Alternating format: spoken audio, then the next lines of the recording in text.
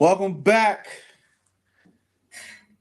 to the greatest, most separated Commanders morning show in the entire world.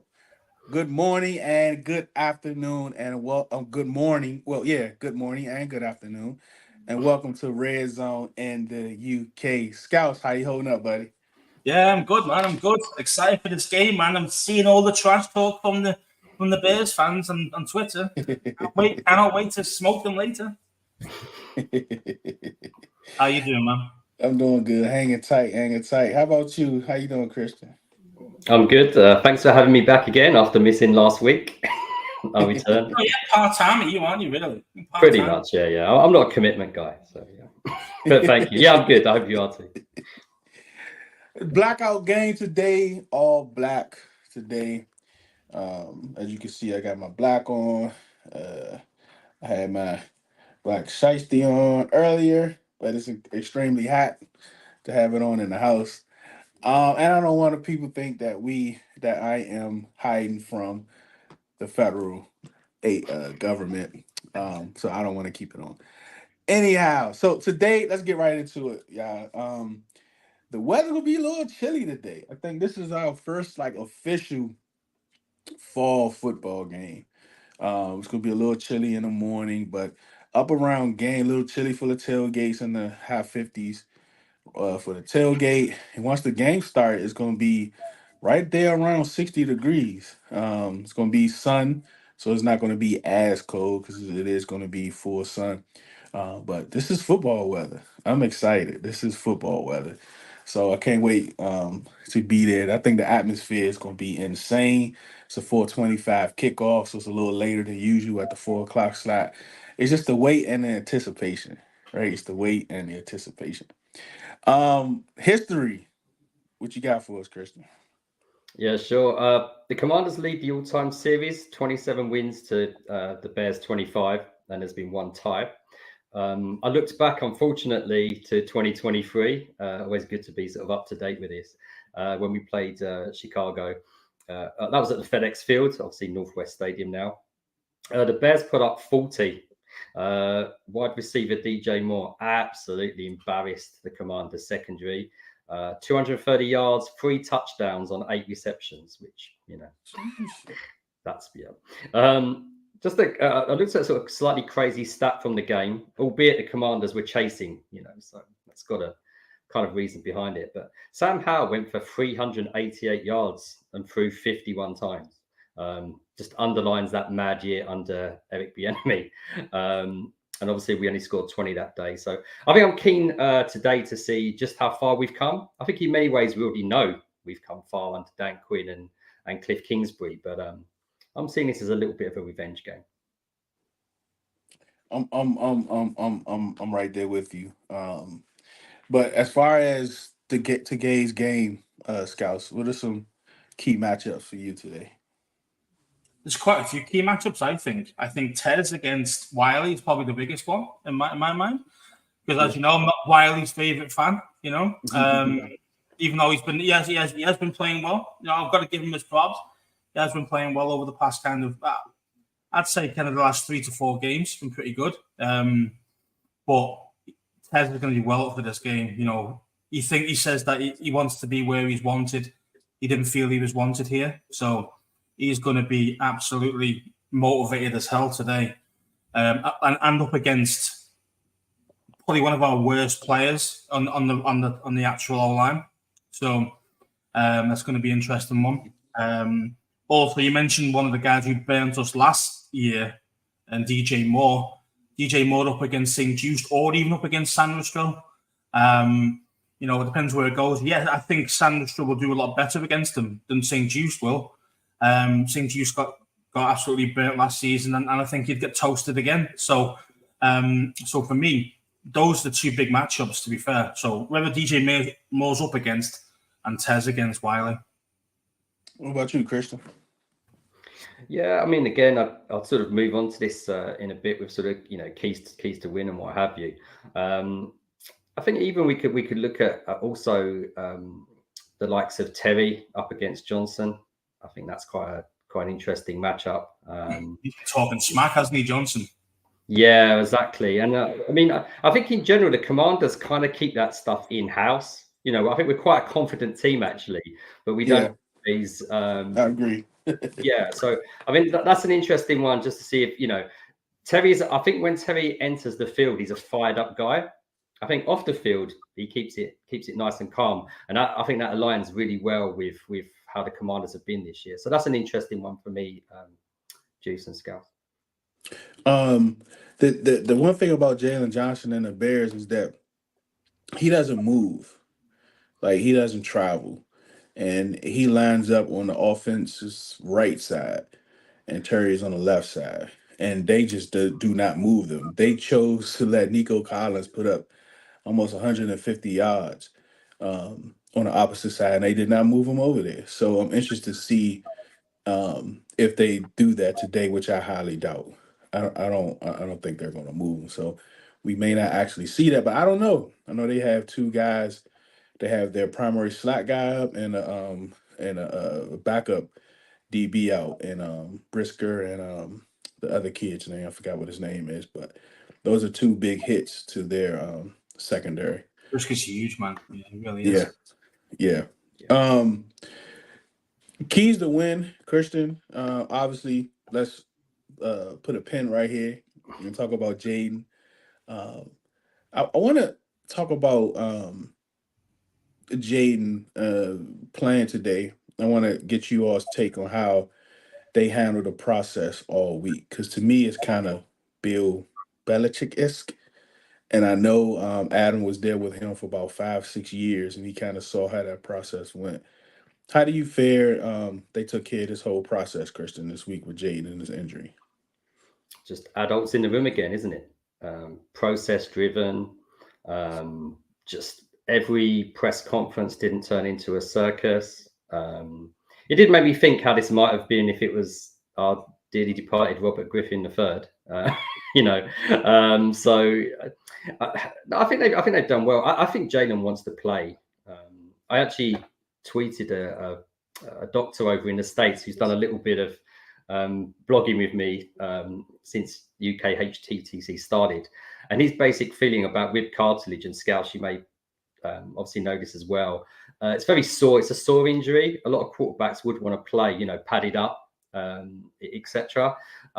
Look, I would love it if he was good to go today. I know we've downplayed the sort of Caleb Williams versus Jaden Daniels thing, but that's exciting. It is exciting. But I do think he'll only go if he's ready. I don't think we're gonna drop him in there if he's not, and that's sensible. But if you said to me, do I think he'll play? I think he might, I'm about 60-40%. I think he might play. I think he might be ready to go. I noticed a little smile during one of the sort of one-on-one interviews with him, and I mean, he's quite a laid-back, smiley dude anyway, isn't he? But I wouldn't be surprised if he plays today. Yeah, Ian Rappaport put out something a few hours ago. They're going to give it a go, but all kind of pointing in the direction of him playing. And tonight in the post game, I got something to say to Ian Rappaport, because he's been pulling straws and reaching all week. But that's a whole nother story. What you think? How you feel about it? This is perfect to ask you right in your office. How do you feel about it? Yeah, I mean, to be fair, I mean, I kind of like it, but I don't like it as well. Because as you mentioned, it's a kind of a Belichick-esque type thing. Make the other team think that you got to prepare for two quarterbacks rather than just Jaden, etc., etc. So I understand it from that point of view. The thing is, as well, is that if he is, I mean, rib cartilages. I mean, I've torn rib cartilage before, and it fucking hurts. It really does. I mean, and you're asking this guy to be able to twist, run, throw a ball on time with no pain. Unlikely, So would his velocity be off? He might be able to get on the field and play, but will he be at the level that we need him to? That won't make us suffer. Do you know what I mean? So that's the kind of thing you got to weigh up the pros and cons with that, and especially if he hasn't been training all week as well. Again, that could be a thing to make it again Belichick-esque type things. But in the day, he's still a rookie, and he still needs real reps. Even though he gets loads on the VR, he still needs real reps as well.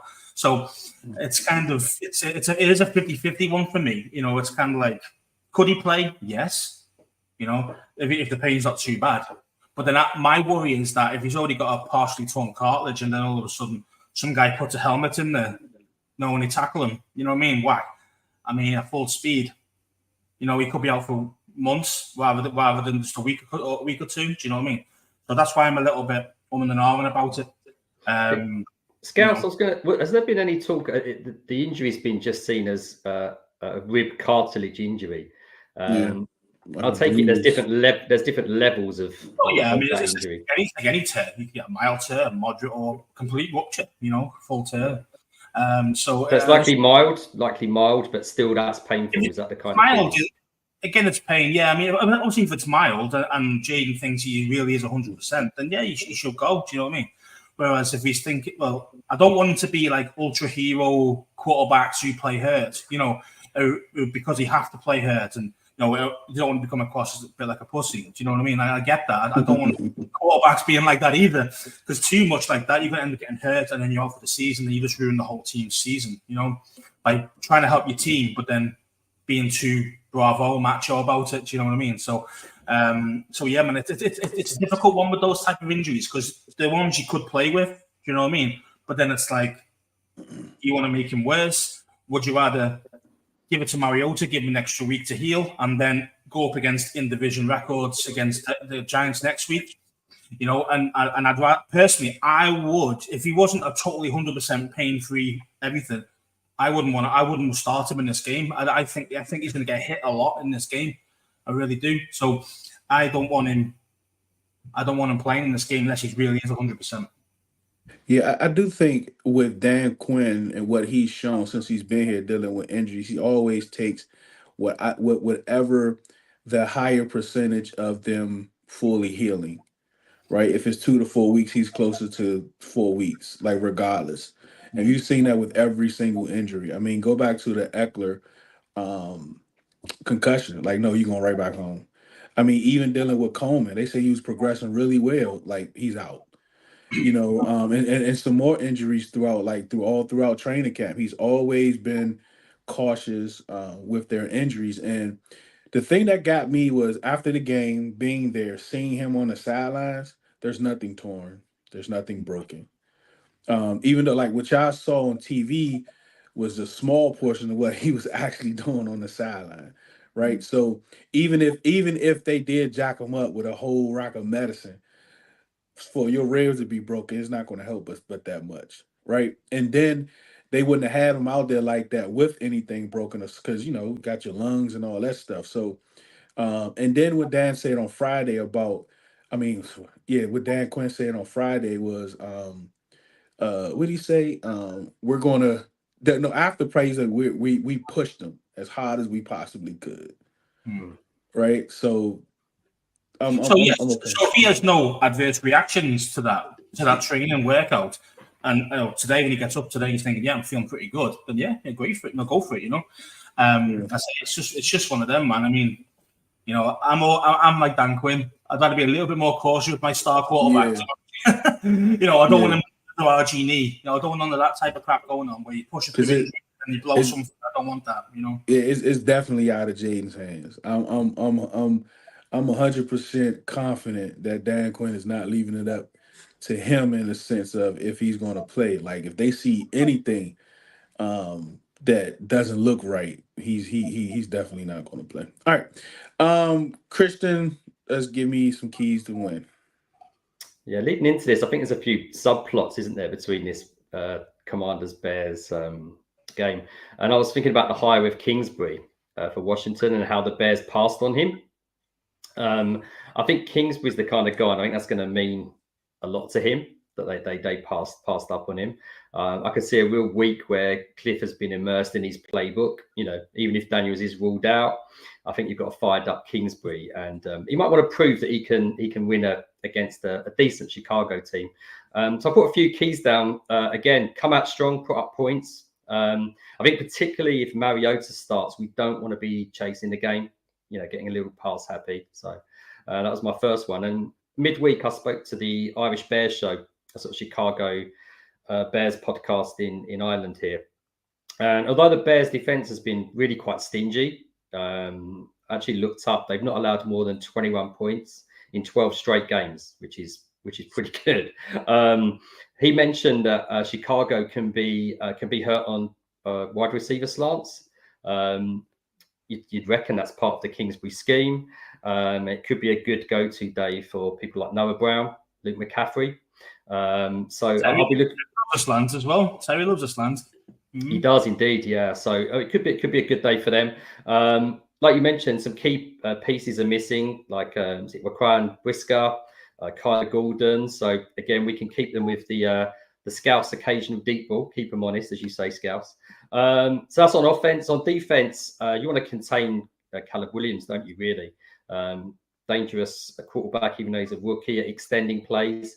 Reminds me a little bit of a sort of Aaron Rodgers type, actually, in that sense. And obviously, he's got a real high caliber supporting cast as well. That he can pass to. I don't think he's the quickest. I think he's a bit more of an intermediate thrower. So maybe a few hits on Cole Kemet and co from the likes of Jeremy Chin, Quan Martin, etc. So, and again, I just put down, this is a kind of standard one for most games, isn't it? But it'd be nice to get a takeaway or three, wouldn't it? Particularly when it's a potential quite a close game. So yeah, that's what I had down for this one, guys. Yeah, that whole not scoring more than 20, that is very, very impressive. But at the same time, outside of the Texans doing that stretch, I don't think they really played against a high caliber offense.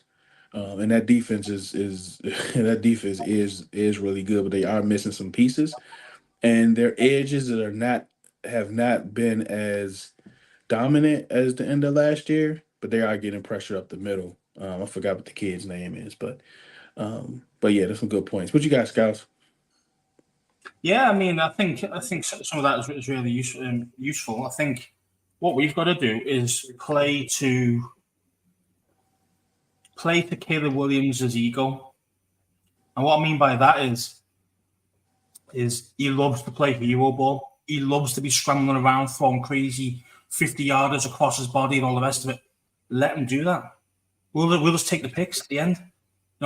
These guys, this is a guy who looks like he is the true star of the whole game every single time. Make him play that way. Go on then. Take your chances, because I think we will get a lot of turnovers. I think 2 to 3 turnovers if we allow him to play that way. I think you mentioned the Texans. I think they did exactly the same thing. They said, "Go on then, run outside the pocket, try and do your thing." I think they got 3 turnovers, 3 interceptions. I think that game. So that would be the key for us winning is turnovers. That's the biggest key. So because this is going to be a tight game, I say I think deep down, if they're 100%, Chicago is a top 5 defense in the NFL. I really do believe that. So they got Brisker missing, they got the safety missing, which is going to be key for us today. But normally I reckon they're top 5D. So us to go up against them, it's going to be a tight game. We're not going to score loads and loads and loads of points here, even though we are a high-powered offense at this moment. I do think it's going to be more level, more close to those 20-odd points each type of game, but it's going to be tight. So we need the turnovers mostly. Yeah, and extending drives. We have to extend drive. I mean, we've been we've been doing really well at extending drives. And we have to score. Even if we got to score 3 points, we have to get first downs. We have to keep our defense fresh and put pressure on their defense, right? Their defense is not used to being out there for a long time, so we got to extend some plays. And their linebackers are good. I mean, their linebackers are really good. Tremaine Edmonds and they fast too. Yeah, and they can cover. They can cover well. Yeah, for sure. What about a knockout player, Scouse, on their team? I think the knockout player is DJ Moore. I really do. I think if you can just keep him to a half of what he did to us last year, even though that was a huge game, even half, which is still a really good game, I think we can still do the business. I think we can still keep them, in that realm of that 21 point, 24 point mark. And I think that'll be enough for us to actually get the win. So limit DJ Moore, make Caleb try and do something stupid, and then pick him off. That's the best way, man. Yeah. What about you, Christian? Yeah, it was, I think, Cole Kemet, tight end. I think that's a good safety blanket for Caleb as well. And Yeah, Maybe does he? He doesn't really use him if you look at like the amount of targets he gets in a game. He's always looking for his receivers, isn't he? Because he's got a lot. He's got 3 really good receivers as well. So yeah, it's a tough one. I think again, speaking to the Bears, I think he had a good game in London though, Kemet. You know, sort of all-round game. So yeah, maybe moving the chains as much as anything else. So yeah, I think it's just that kind of intermediate area. I don't think he necessarily throws bombs, Williams. You know, I don't think he's got that in his locker the same as deep shot against us. I do think that. I think he'll take a deep shot against us, especially St. Coast. You know, I really do. So yeah, interesting. Be interesting today, tell you. Loads of key up matchups and how it's going to work out. For sure. Yeah, I think he will, man. Like I think I really think him and the team, because like the last game, I believe that they were trying to get him to get Rookie of the Week, right in the red zone. The defense was given a great field position. They just kept throwing to try to get touchdowns. So I definitely think, like what you were saying, Scouse, to kind of play to that, to see, if he's going to have some composure or if he's going to try to go out there and prove the world that he is the better player, just like his fan base is doing, trying to prove. Because I think one of the things, he's got a huge ego. why they're trying to prove that he is the best is because all off season he was in the best situation. His team is set up for the playoffs to make a run, and they came out struggling, right? And our roster wasn't looked at to be that good. The situation was not as good as the Chicago Bears situation. I'm bringing in all of those players, the defense, all those playmakers and all that. So now they're at the point now after this season how well Jaden is playing. Is like, hold up. I think they want to make sure, or they want this win for their psyche to let them know that they did get the right player and didn't pass up on number 5. So, and that's the thing. Is like with Williams, how many picks has he had so far? I think he had 5. At least 5 or 6. Something. The 5 is I thought it was more, but either way, that's still a lot, really. I mean, for only 5 games in, I think they played 6, haven't they? They have the week off, haven't they? They have the bye, haven't they? So they played. Are they 6 games they've played? 4 and 2. Yeah, they're 4 2. They had a bye week. They're actually coming off their bye week, so they had a whole week and a half to prepare. 5 picks in 6 games. It's not the best. You know what I mean? I mean, that's been better recently as well. So it's kind of like, I mean, they already had a players only meeting and a meeting with their OC already. It's like, man, I don't know.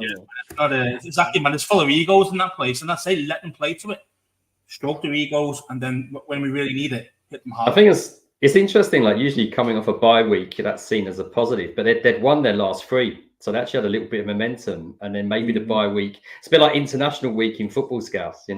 It's like sometimes it takes away a little bit of momentum, and actually they seem to have injuries anyway. So I think they want to win so bad. It might be actually it may actually affect them in a worse way.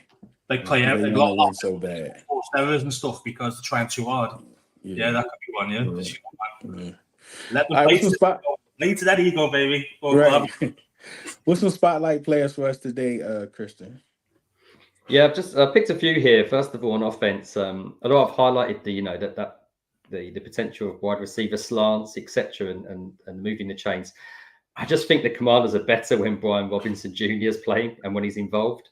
I think if we start with Marcus Mariota under center, that's even more important. Those little 3-4 yard gains can still be important, in a potential tight game. So I highlighted Robinson Jr. Also on the offense, if it's a low scoring affair, step forward place kicker, Cyber, he's been outstanding since he arrived in Washington. So he might have another key contribution to make. Thinking back to the Giants game, I think he won it there for us. Defensive side of the ball, Scouse mentioned this already, but a huge day for the cornerbacks, isn't it? Sam was still, Mikey I think he's continued to sort of get better week by week. He shows that leadership, intensity that he had in college with Michigan. And I think he's probably playing out of position.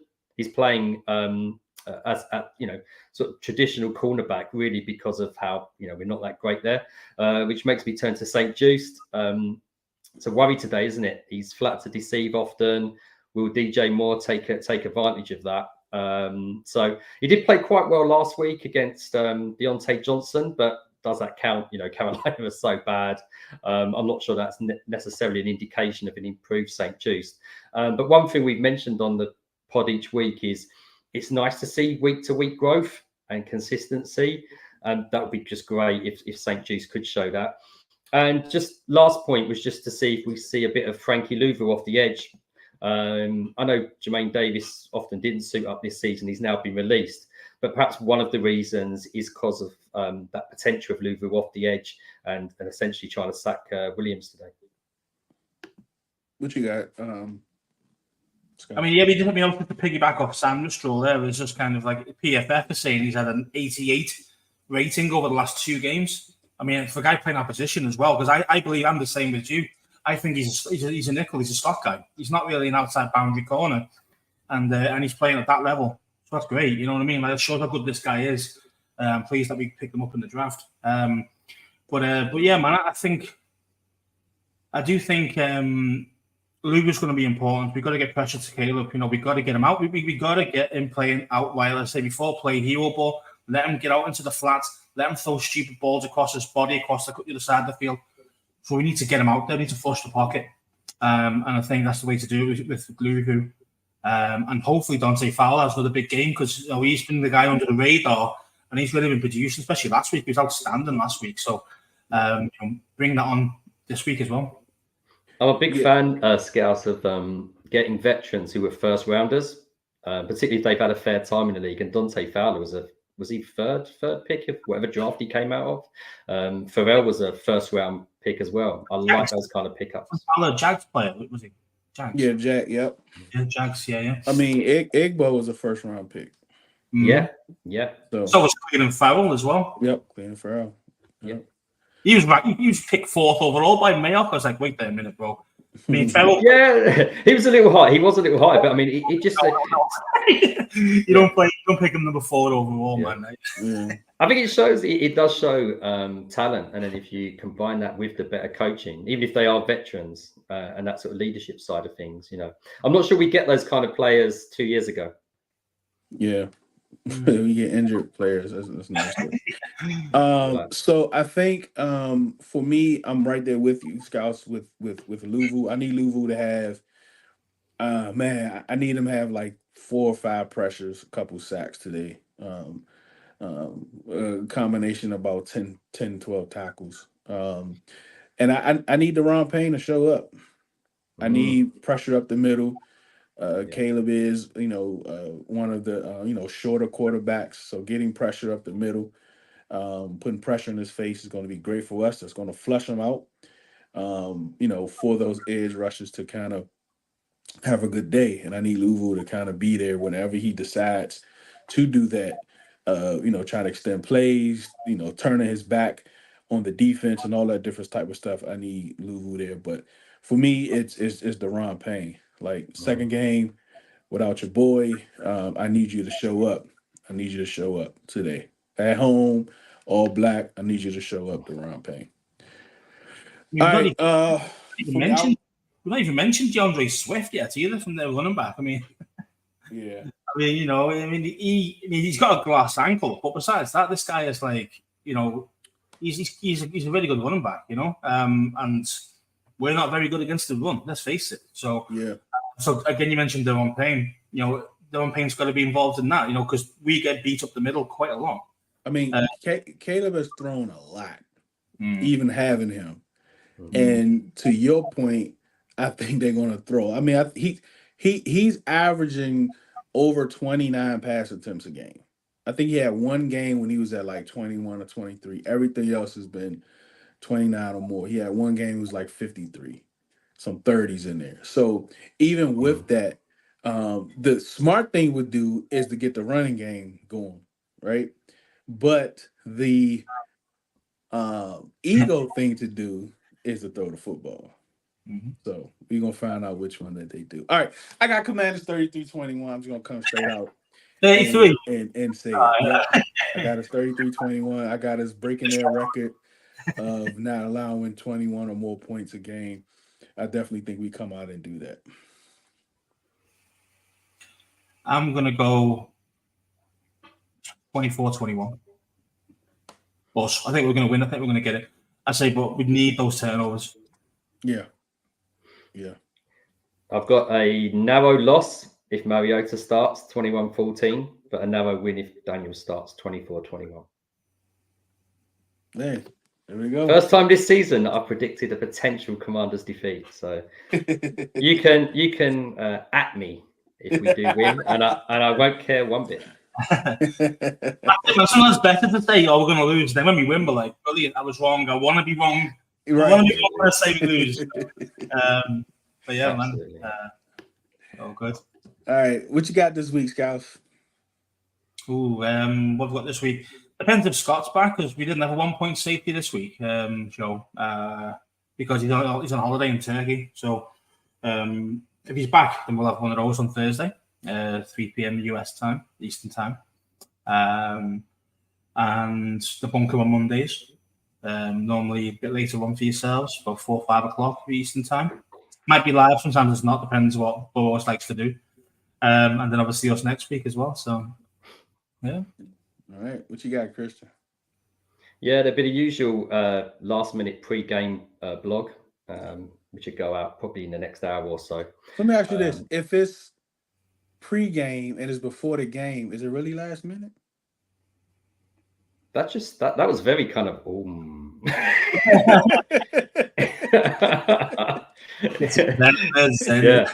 yeah. If you shout in space, will anyone hear you? You know. Yeah, I mean, well, yeah. Last minute, I guess, would be like half an hour before the game. We could set that kind of parameter. So, okay, I'll rewind that back. I'll be having a pre-game blog within the next hour. What I've usually been trying to do as well is have a sort of midweek little blog just with the opposition. Usually, if it's a UK podcast, or this week it's the Irish Bears. Only so far, the moody UK Ravens let me down. Oh, there you go. Just adding Baltimore to my list of hate. That just tells you Baltimore fans, doesn't it? I mean, look at the guy who punched out our fellas in Baltimore. You know, the guy walking around, skinned 2 fellas, not pulling them out. He's in jail now, which is good. He should be in jail. I mean, but that's the kind of quality fans Baltimore are. So. Yeah. I think, the UK Ravens should go to jail for not doing my bit. Yeah, you can join that guy. Yeah. So yeah, that's the week ahead. But yeah. Cool. All right, listen, we appreciate all of you for getting up with us. We appreciate all of you for tuning in and with your time. We know your time is very valuable for you to use it with us. We definitely appreciate it. Remember, do it because you love it, not because it loves you. One beat, one sound, one heart, one love.